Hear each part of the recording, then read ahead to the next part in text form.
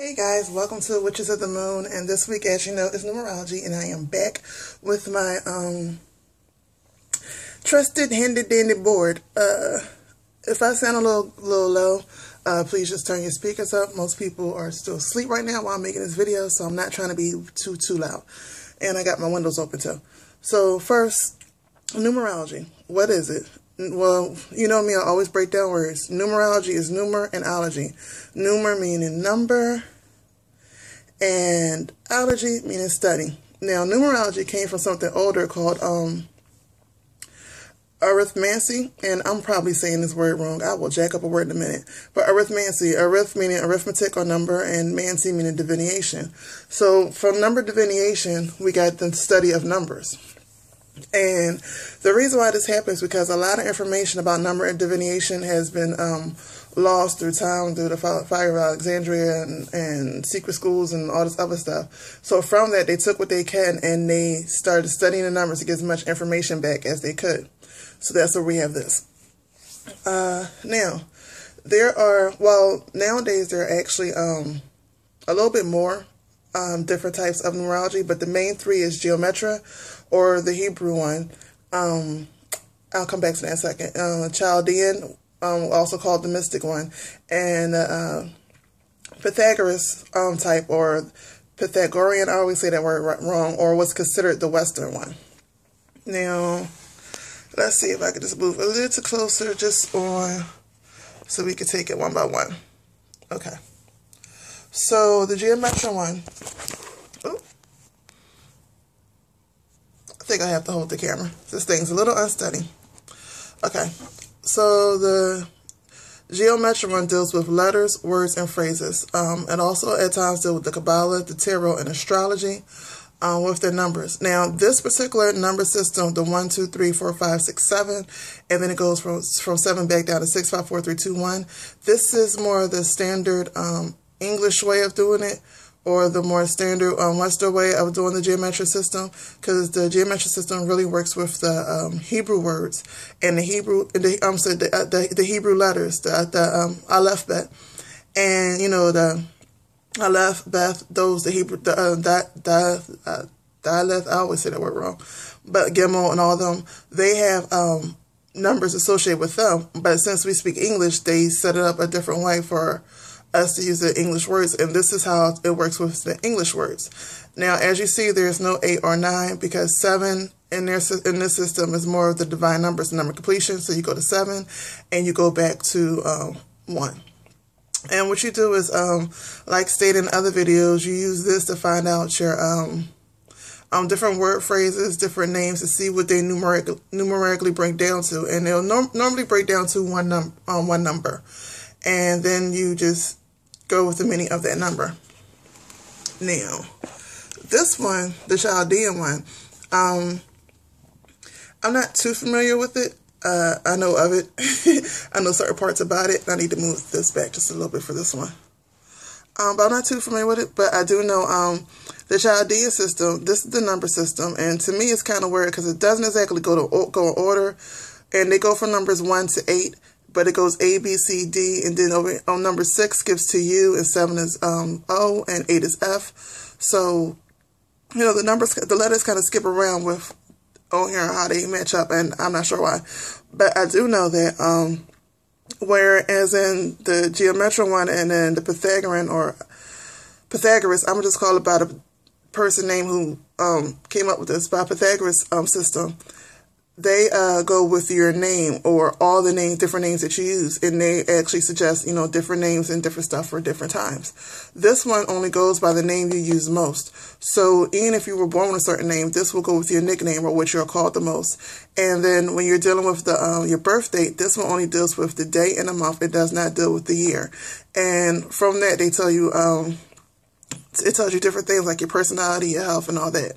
Now, as you see, this one only goes up to the number 8. It doesn't even use the number 9, because 9 to them is considered very sacred. This symbol, this one does allow you to use double numbers. They prefer you to break it down to one number, but they also want you to pay attention when you use the double number. Single digit numbers is like well, I like astrology, as y'all should know by now, so I refer to it as astrology. So single digit numbers is like your sun sign. It's how other people see you in the Chaldean system. And double numbers, or what they call compound numbers, is the hidden influences, or what I would associate to your ascending sign, which is basically what only you know about yourself and other people barely know. Now, what most people are very familiar with is the Pythagorean, which I'm checking their name up, but this was discovered by well, not necessarily discovered, but this was made popular by a guy named Pythagoras. And what he did was he went around, traveled to different studies, different schools, different places, and he got a lot of knowledge. And this is actually what's left of well, it's a little bit more than this, but for the most part, this is what's left of his system. A lot of his stuff got hit and tore down and all that.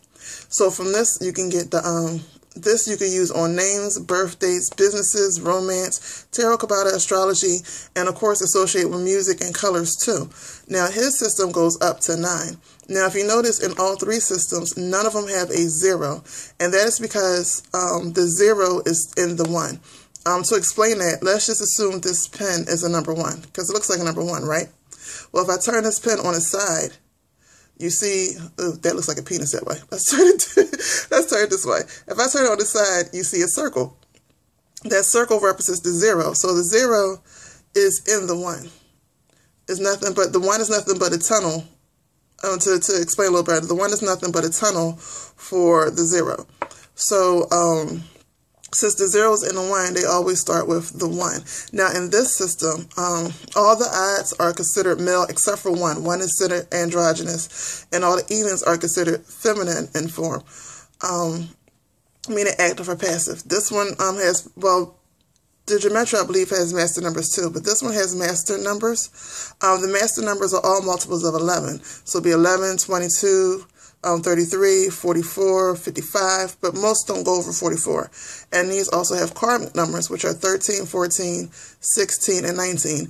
Now, master numbers and karmic numbers, you don't break down. You can break down, but they rather you don't break down and you just pay attention to them. Most people are used to 11 because they always see on the clock, 11, 11, make a wish. One of the reasons why they say 11, 11 to make a wish is because, first of all, when you break down 11, 11, it's 1, 2, 3, 4. So 4 is always a door. And even if you just look at 11, it looks like 2 pillars. So basically you have double pillars or a double set of choices or a double set of doors to walk through. That's why they always say make a wish on 11, 11. Now, getting a little bit into colors, and you probably can barely see this because it's all the way down and I wrote it really, really small. This is another different system. This one, I don't believe is connected to any of them. It might be connected to the Pythagoras one, but I haven't found proof. For me personally, I haven't found proof of this particular color system being connected to anyone. I haven't took my studies that far as numbers and colors, or at least under these numbers and colors. Anyway, so when it comes to numbers and colors, I'll come back to the chakras. When it comes to numbers and colors, you have it kind of does still go with the chakras in a way. So the first, number 1 deals with the color red, and these colors over here would be the secondary colors. So the primary color, the number 1, is red, and the secondary colors is apricot or crimson, and then you go to 2, which is orange, and then black, salmon, and gold is the secondary. 3 is yellow, primary. 4 is green, primary. 5 is blue, primary. 6 is indigo. 7 is violet. 8 is a rose, and 9 is a gold. And then, let me stand it for a second so y'all can at least see the secondary colors. For those of you who like to write stuff down. Hopefully you can read my handwriting. If not, just ask me. And in case you're wondering what this chicken scratch is, this is magenta. This right here is magenta, which is just one of the second primary colors for violet. Because I know that's probably one that'd be like, what the hell is that? Okay, now according to the chakras deals with numbers too. But when you're dealing with chakras and numbers, you're dealing with sets of 7, because 7 is considered completion.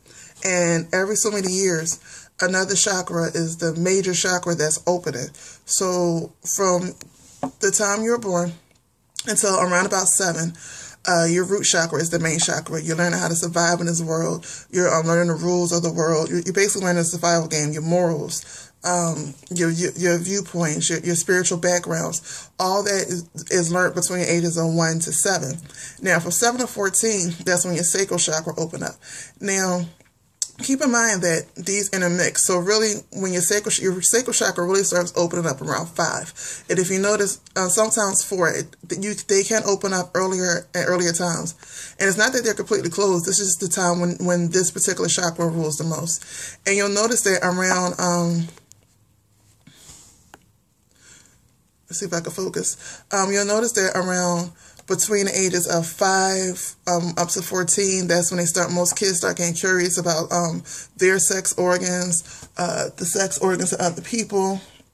And, as they get older, they got little boyfriends and girlfriends. That's when you're dealing with chakras, that's natural. That's all dealing with the sacral energy, dealing with the energy of sex. Not necessarily mean they should be having sex. I'm not condoning it. I'm not for or against that. I'm not saying they should be having sex. I'm saying this is when that chakra opens up. Then from 14 to 21, and actually this one opens up more so around 12, sometimes 11, sometimes even as young as 9 for the solar chakra. But for 14 to 21, that's the solar chakra. That's when they really get energy. And this is the time where most parents want to beat the crap out of their teenagers. And they don't understand because the teenagers is always doing something, just always doing something. And when you ask them, they just like, I don't know. Or they just always want to do something. Because it's dealing with the solar chakra. Solar chakra is nothing but pure energy. And because these other chakras, mind you, these don't shut, they're still open, but this is just the major one.